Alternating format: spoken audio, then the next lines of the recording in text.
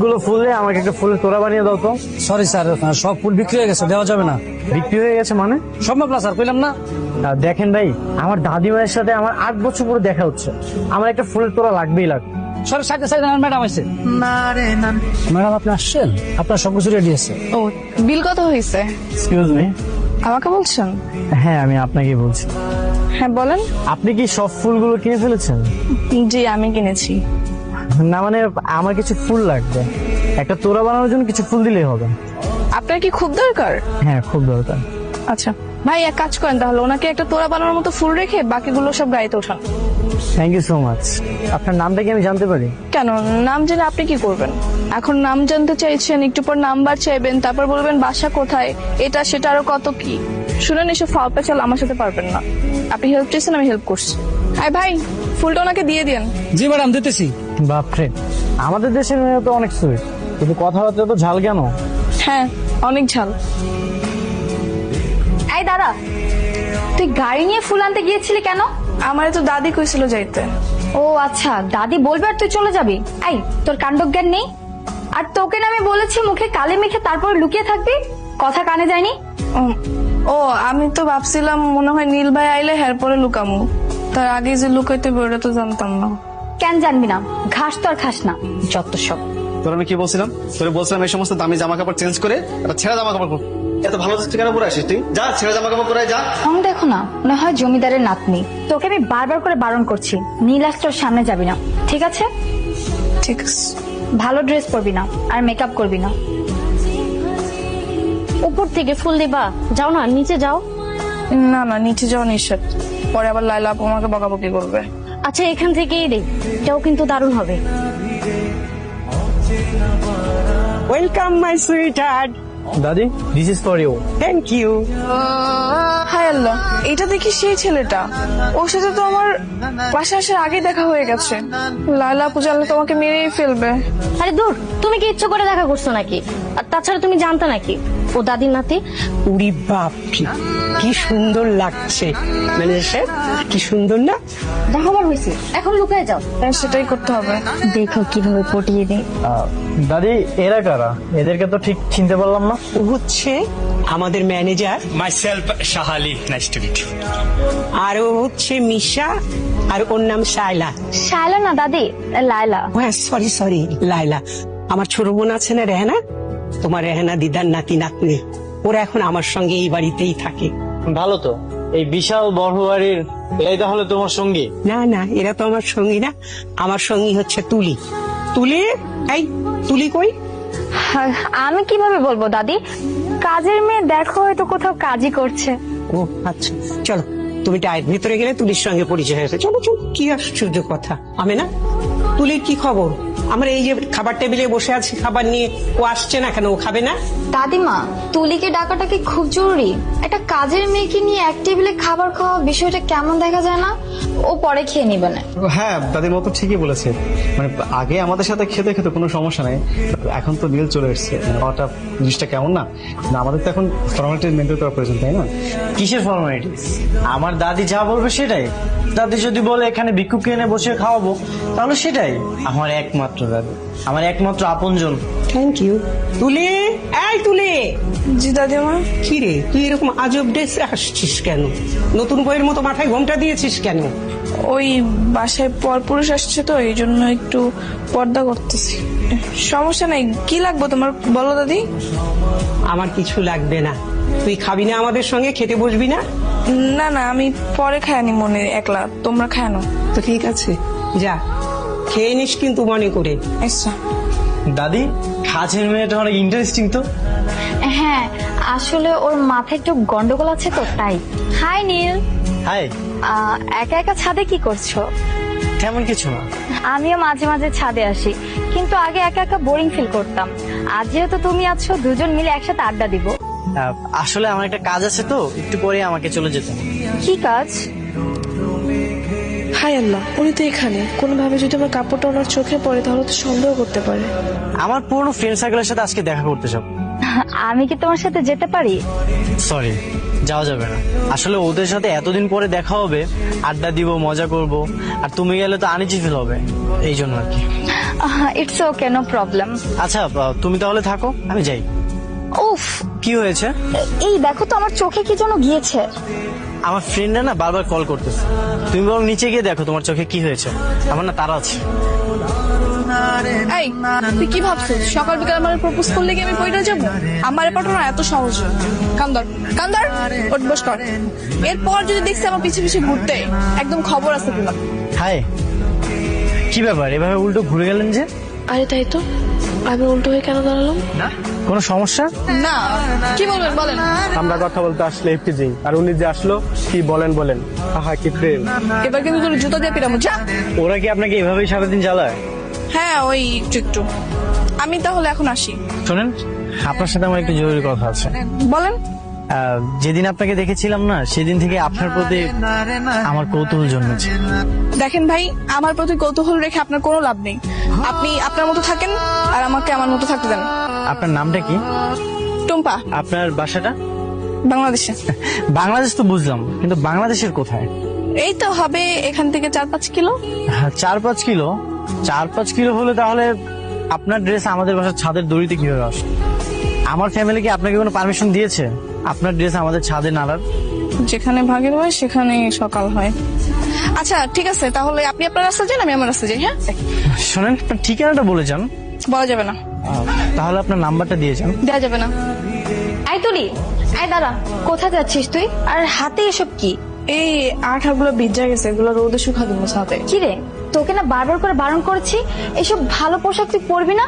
আবার তুই সাজগোজ করেছিস, আবার মাথায় ঘুমটাও দিসনি। লিপস্টিক মোচ। না না, ওকে তো ছাদে যেতে দেওয়া যাবে না, ছাদে তো নীল আছে, নীল দেখে ফেললে ঝামেলা হয়ে যাবে। এই লাইলা, তো সাজগোজ আমি বের করছি। তুমি আমাকে ডেকেছো? হ্যাঁ ডেকেছি। এই তুই জায়গা থেকে যা। কি এটা কে? আরে ও হচ্ছে বাড়ির কাজের মেয়ে। ওর এই অবস্থা কেন? এই তো আটার নিতে যে মুখের উপর পড়ে গিয়েছে। তুই যা ফ্রেশ হয়ে তারপর আয়। যা যা যা। আচ্ছা তুমি জানি কি বলতে চেয়েছিলে? ইয়ে মানে বলছিলাম, দাদি তো সেদিন তোমাকে বললো এদেশি মেয়ের সাথে বিয়ে দিবে, তো তুমি কি ভেবেছো? ভেবেছি এদেশের মেয়েকে আমি বিয়ে করব, এটা আমি দাদিকেও বলে দিয়েছি। তোমার কোনো পছন্দ অপছন্দ আছে? হ্যাঁ আছে। কে সে মেয়ে? সেটা সময় হলে জানতে পারবে। ভাই, আরে কি বস, আবার ফুলের তোলা লাগবে নাকি? না না, আজ আর ফুলের তোলা লাগবে না। আজকে তোমার একটা হেল্প লাগবে। জি বলেন। সেদিন যে মেয়েটা তোমার থেকে ফুলের তোড়াগুলো নিয়েছিল, তার ঠিকানা বা নাম্বার তোমার কাছে আছে? না নাম্বার তো সেভ করি নাই, ঠিকানা জানি না। নাই না? আপনি এবার পাগলের মতো হাঁটাচলা করতেছেন কেন? কিছু একটা যদি হয়ে যেত? না মানে আমি আপনাকে খুঁজতে খুঁজতে পাগল হয়ে গেছিলাম। কেন আপনি আমাকে কেন খুঁজতেছেন? আপনাকে আমি এক দেখাতেই প্রেমে পড়ে গেছি। দেখেন ভাই, আপনি আমাকে এক দেখাতে প্রেমে পড়ে খুব বিরাট বড় ভুল করছেন। আপনি আমার পরিচয় শুনলে কখনোই আমাকে বিয়ে করবেন না। কেন, আপনি কি বিবাহিত? না। তাহলে কি আপনি অন্য ধর্মের? না। আপনার কি কোনো ভালোবাসার সেটাও মানুষ? না। তাহলে তো পৃথিবীর কোনো বাধাই আমাদের আটকে রাখতে পারবে না। আমি গরিব হলে কি আপনি আমাকে মেনে নেবেন? হ্যাঁ, আপনি গরিব অসহায় যাই হন না কেন, আপনি তো থাকবেন আমার মঞ্জিলে। আমার কোনো আপত্তি নেই। আর আপনার আর্থিক অবস্থা জেনে আমি কি করব? কি বলছেন? হ্যাঁ আমি সত্যি বলছি। আমি একটা বাসায় কাজ করি, আর সেদিন যে গাড়িটা দেখলেন আপনি, ওটা আমার মালিকের গাড়ি ছিল। আপনি কি একটা কাজের মেয়েকে বিয়ে করবেন? আমার কোনো সমস্যা নেই। আচ্ছা আপনি কোন বাসাতে কাজ করেন? সেখানে যেয়ে কি আমার কথা বলতে হবে? না মানে আর কোনো মানে নেই। আপনি চলেন আমাদের বাসায় চলেন। আমাদের বিয়ের বিষয়টা আমি আমার দাদিকে বলবো। আমার দাদি অনেক ভালো মানুষ, আমাদের বিয়েটা দাদি মেনে নেবে। না না, এখনই না, আমাকে একটু ভাবার জন্য সময় দিন। ঠিক আছে, আপনি তাহলে আজ সারাদিন ভাবেন। কাল ঠিক 4টায় ডেকে এসে আমার সাথে দেখা করবেন, ঠিক আছে? ঠিক আছে, আমি তাহলে আসি। Thank you. তোর মতি গতি না আমি কিছু বুঝতেছি। এতদিন হয়ে গেল তো নীলকে পড়াতে পারলি না। এখন এই নীল যদি অন্য কোনো মেয়েকে বিয়ে করে ফেলে, আমাদের কি হবে জানিস? আমসরা দুইটাই যাবে। আরে আমি তো চেষ্টা করেই যাচ্ছি। চেষ্টা করে যাচ্ছি তো, চেষ্টা মানে তো শুধু ওই কাজের মেয়েকে লুকিয়ে রাখে। আরে বাবা, ওকে লুকিয়ে রেখে লাভ কি? শোন, নীলের চয়েস না তো খারাপ না যে কাজের মেয়েকে বিয়ে করবে। সময় আছে, ওকে পড়ি ভালো। দেখো ভাইয়া, কাজের মেয়ে বলে তাচ্ছিল্য করো না। একটা কথা মনে রেখো, পচা শামুকেও কিন্তু পা কাটে। ওই শামুকে না নীলের পা কাটবে না, বুঝতে পারছিস? হয় ওকে পটা, নাহলে মেরে ফেলে। মেরে ফেলবো? কি বলছো কি ভাইয়া? আমি ঠিকই বলছি। শোন, তুই যদি ওকে বিয়ে করিস, তাও সব স্বপ্নকে তোর। তুই ওকে মেরে ফেলিস, তার স্বপ্ন না। কেন জানিস? আমাদের দাদির একুলে না আর কেউ নাই, শুধু আমরা দুজন। তবু আগেই মেরে ফেলাতে না যাই, প্রেম প্রস্তাবটা পর্যন্ত তো যাই, পরে দেখা যাবে। যা তাড়াতাড়ি কর, ঠিক আছে? যাক বাবা, তুমি তাহলে আসছো। আমি তো ভেবেছিলাম তুমি আসবে কি আসবে না। আচ্ছা বলো, কি ভাবলে? আমার মনে হয় আপনার ফ্যামিলির কেউ কখনোই মানবে না, না আপনার দাদিমা, না আপনার ফ্যামিলির অন্য কেউ। ফ্যামিলি মানবে কি মানবে না সেটা তুমি আমার উপর ছেড়ে দাও। তোমার ফ্যামিলিতে কি মানবে না সেটা আমাকে বলো। আমার ফ্যামিলিতে আমার শুধু আব্বাই আছে, আর তাকে আমি কালকে জিজ্ঞাসা করছিলাম, তো উনি বলতেছে তুই যেটা ভালো মনে করিস সেটাই কর। তাহলে তো আর কোনো বাধা নেই, এটা তোমার জন্য, আর এই ড্রেসটাও তোমার জন্য। না না, আমি এসব নিতে পারবো না। আমি সত্যি বুঝতে পারতেছি না আমি কি করব। দেখেন, আমার ভাবার জন্য আরেকটু সময় দরকার। ঠিক আছে, তুমি 7 দিন 10 দিন যত দিন ইচ্ছা তুমি সময় নাও। আর আগে এই কয়েকদিন আমরা বন্ধু হিসেবে থাকবো, আড্ডা দিব, মজা করবো, ঠিক আছে? ঠিক আছে। আচ্ছা, তোমার বাসাটা কোথায়, আর তুমি কোন বাসাতে কাজ করো? সেটা পরে বলবো। ঠিক আছে, সেটা না হয় তুমি পরেই বললো। আচ্ছা, ফ্রেন্ড হিসেবে তো এগুলো নিতেই পারো। এই নাও। ঠিক আছে, আমি তাহলে আজকে আসি। তুলি, গতকাল তোমার হাতের চাটা খুবই দারুণ ছিল, আজ একবার বানিয়ে দিবে? ঠিক আছে, আপনি যান, আমি বানিয়ে নিয়ে আসছি। ঠিক আছে। তার মানে তুমি টুম্পা, তুমি তুলি, দুদিন এই কারণে তুমি আমার থেকে লুকিয়ে আছো। আমার বাড়িতেই আছে আমার স্বপ্নের বালিকা, আমি কোথায় না কোথায় তোমাকে খুঁজে বেরিয়েছি। এই রে খোপা। আচ্ছা, ওকে কি বলবো, আমি তোমাকে চিনতে পেরেছি। সরি টুম্পা, আমি তোমাকে এখানে অনেকক্ষণ অপেক্ষা করিয়েছি, সরি। এইভাবে সরি বলার কি আছে? আমি তার ভিআইপি কেউ না যেভাবে সরি বলছেন। আচ্ছা, আপনি এইভাবে দৌড়ে আসলেন কেন? কেউ কি আপনার পিছিয়ে লেগেছিল নাকি? আমার পিছু কি নেবে? আমি তো অন্য একজনকে ভালোবাসার জন্য পিছু নিয়েছি, এটা কি জানো তুমি?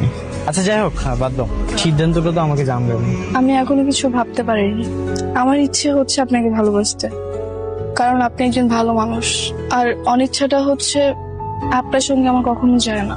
আপনি অনেক ধনী আর আমি অনেক গরিব, আর আপনি যদি আমার পরিচয় জানেন তাহলে আমার থেকে সরে যাবেন। থাক না, সেই পরিচয় তো আমি জানতে চাই না। কেন? এমনি। আপনি জানেন আমি কোথায় থাকি?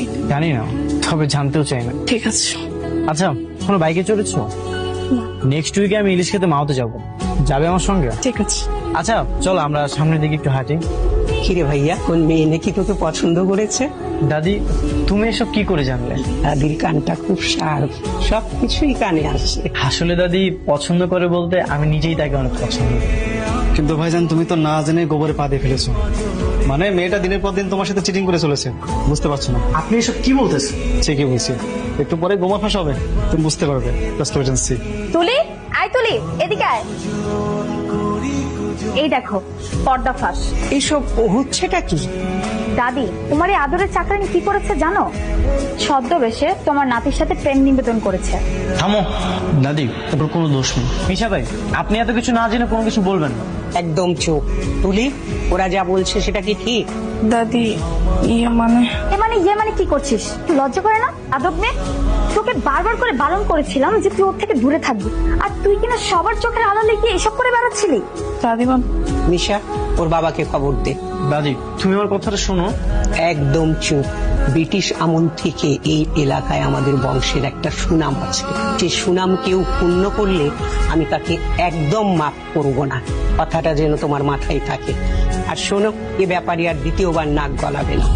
এই, তুই দাঁড়িয়ে আছিস কেন? যা। ভাইয়া, আমি ওদের বুদ্ধি শুনে আজ তোকে হারাতে বসেছিলাম রে। আল্লাহ তোকে নিজে হাতে বাঁচিয়েছে ভাইয়া। রহিম মিয়া, দাঁড়িয়ে আছো কেন? বসো। কি হলো রহিম মিয়া? বসতে বলেছি তো, বসো। তুমি আমার বাড়িতে 20 বছর মালির কাজ করেছো। 20 বছর পর তুমি যখন দেশে চলে এলে, তোমার মা মরা মেয়েটাকে আমার কাছে দিয়ে গেল। বেগম সাহেব, আমার মেয়েটাকে আপনার কাছে দিয়ে গেলাম, আপনি ওকে একটু দেখে শুনে রেখেন। আমার মেয়েটা যে অনেক বড় দোষ করে ফেললো রহিম মিয়া। বেগম সাহেব, আমি বহুদিন আপনার এই জায়গায় কাজ করছি, আমি কেমন মানুষ সেটা তো আপনি খুব ভালো করেই জানেন। আমার মায়ের একটা অপরাধ করে ফেলাইছে, আপনি এইবারের মতো আমার ভাঙাটারে আপনি ক্ষমা করে দেন। আমি আমার মায়ের নিয়ে এখান থেকে সোজা গ্রামে চলে যাব। ও যেভাবে আমার কাছে ছিল সেভাবেই সারা জীবন আমার কাছে থাকবে। এখানে শুধু একটু পার্থক্য থাকবে, কোনো আমার নাতি বউ হিসাবে থাকবে। ঠিকই, তুমি রাজি আছো? বেগম সাহেব, এইটা তো আমার জন্য অনেক বড় পাহাড়।